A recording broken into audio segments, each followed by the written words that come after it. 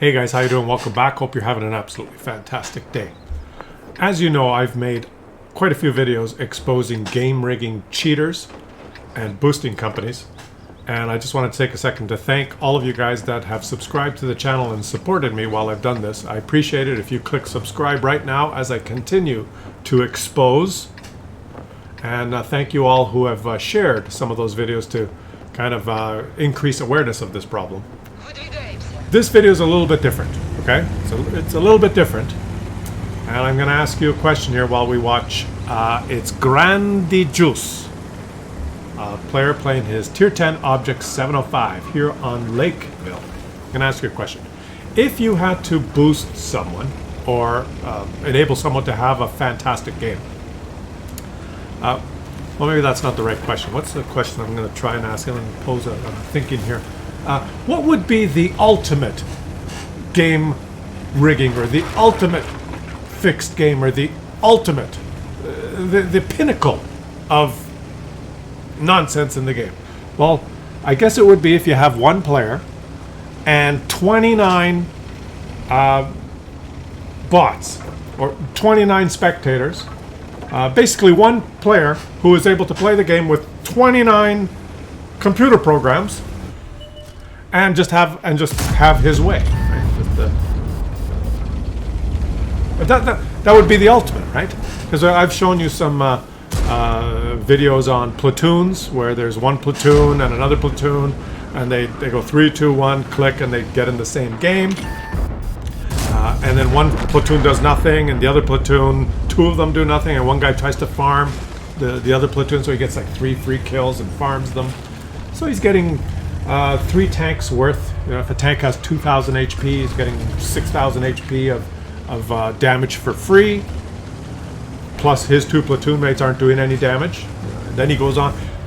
You can boost your stats that way. You can average 5,000, 6,000, 7,000, 8,000 damage a game. Cheat, basically, right? But I mean, if you had to take it to the next level, if you had to make it the ultimate, imagine a world where you could be the one guy, and I should say right here, this is not the guy, okay? So this guy, Grandijuice, he's not. We're not accusing Grandijuice of doing this, but this is the perfect example because he posted this, and the story will become clear if you keep watching.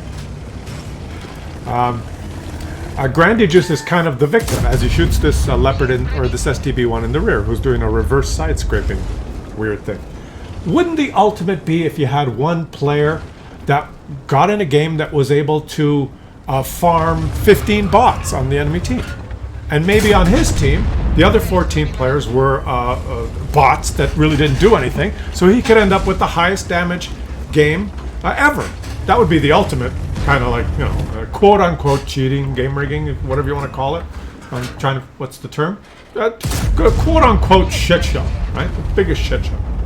But that's impossible in Tier 10 because WarGaming lets us know that there are no high-tier bots in this game. There are bots in the game at the lower tiers, like this T62A that's shooting H here. He did 8 damage. That's a good choice of ammo selection, T62A, on the enemy team.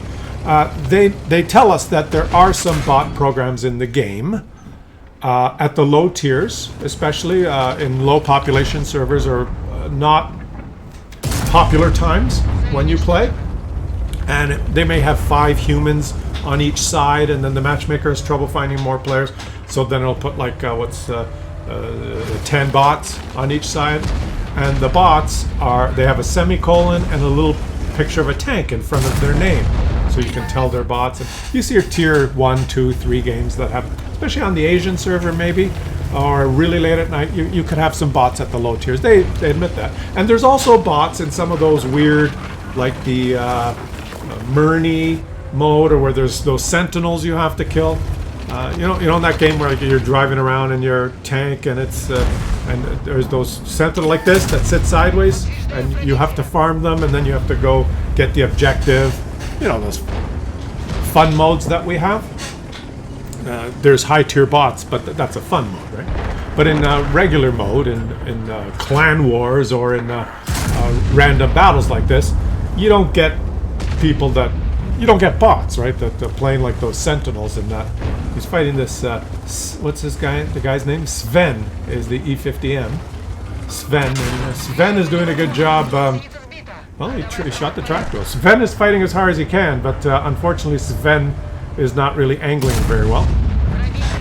There's no bots at the high tiers, right? But if you had to contemplate what would be the ultimate pinnacle of shit show game, where one player is able to get the highest, if you could feed one player so that he could get the maximum in this game, it would be 15 bots on the enemy team and 14 bots on your team. But why would WarGaming ever do that? Okay, long diatribe, Klaus. You've been talking. How long have I been talking? 5-6 minutes. So now I'm going to ask you guys, okay? This is a little bit different video. I'm not sure if this is, you could say game rigging, cheating. You could say manipulated. You could say feeding a customer, a player, a customer. That's what we all are, right? Customers. You can wrap your head around and you look at the mini-map. You say, look at all the players that went down the 1-2 line on his team. The whole team is sitting there. What the hell is even going on in this game? Right? Well, all right. Now I will let you know what's going on as this T124 runs across like this. And keep your eye on the chat. I might have missed it. I'll post it on the screen because this particular player, Grandy Juice, has not played the game up till this moment, had not played the game for quite some time. He had been absent from the game. He's got tier 10 tanks, but he took a break from the game. And then he decided to try and play again. And this is the first game he got into after coming back. And guess what? Guess what? Okay, now I'll flash the names up there. There you go. There's the team layout, the loadout, the matchmaking. 15 bots on the enemy team and 14 bots on his team. There's another one. And the bots have interesting names, like just very interesting. Look at the 113 on the enemy team that's still alive, Ting Chu. The IS-4, who's still alive and has a kill, is Timur Morozov. Wei Lu, Gilberto Lowry, Hansen von Sommerman. So, this guy will end up with the highest damage game ever played in an Object 705. Sucks to be you if you're a Unicom and you really like to try and set records and raise the bar for everyone else, and maybe you're hoping that you might, after playing thousands and thousands of games, you may end up with that one game where you do really well, and then you can go down in the history books as I had the most amazing game ever in an Object 705 or whatever tank. Read the chat. Let me pause it right here and look what he typed in chat, guys. I'm going to post it on the screen there. This guy is just a regular schmo who had not played the game for some years and has come back to the game, and he's like, he doesn't know what's going on. You could tell by the way he was playing. He doesn't know that he's playing against 14 bots. He thinks this is normal, right? And he types in chat, 9k damage, first round after years. He's so happy. Right? He's going, wow! I haven't played the game for years.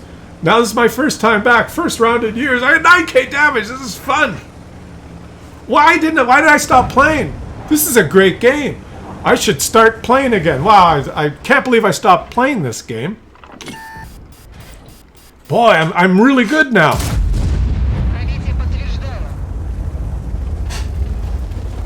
So this raises... Okay.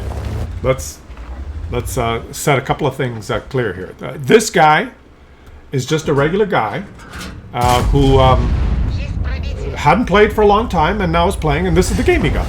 Right? Just regular schmo. Thank you for posting this, buddy. But WarGaming.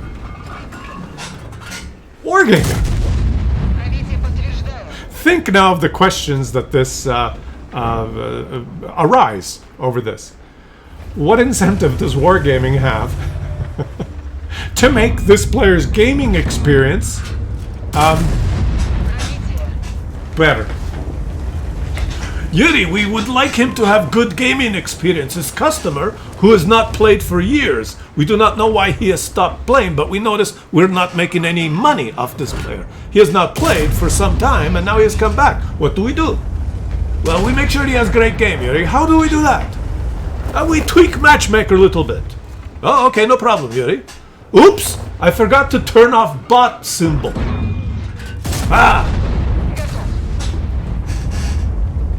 I've never seen bots at tier 10. It's almost to me like the matchmaker has just been tweaked for this guy. You know, welcome back. Why have you been away so long? Don't you miss us? Look how much fun this game is. You're up to 12k damage. You're a unicorn. You should start playing again. You should, as a matter of fact, you haven't played in years. You should get yourself a premium account and start playing consistently now. And by the way, we have World of Tanks Plus. You could spend a little bit more. And you probably need a new premium tank because the old ones suck. And it's almost like they forgot to turn off the little bot symbols. If the little bot, you're looking on the scoreboard of the two, it's almost like the little bot symbols are, if they weren't there, and this guy still thinks he's fighting against a real player, like he's trying to be careful here, and he's getting ready, and you know, he doesn't want to charge the mouse. He's still, oh, that's a mouse. I have to fight the mouse. He's protecting his lower plate, and he's side scraping. He doesn't realize that it's a WarGaming provided HP computer program that they've given him for free. He's still playing. He's, oh, I got a side scrape. I don't want to get hit by the mouse. If there were no bot symbols on the team lists, I suspect that most people wouldn't even know. Now turn your turret sideways for me, please. Thank you. You wouldn't even know, right? If there were no bot symbols in front of the names, you wouldn't even know. So he ends up with 15,041 damage, one of the highest damage, perhaps the highest damage total ever in an Object 705A. And you look at the detailed report, he made 148,000 credits. Well done, well done. Made a lot of credits. There's some players here. None of these other players are human. They're all computer bots.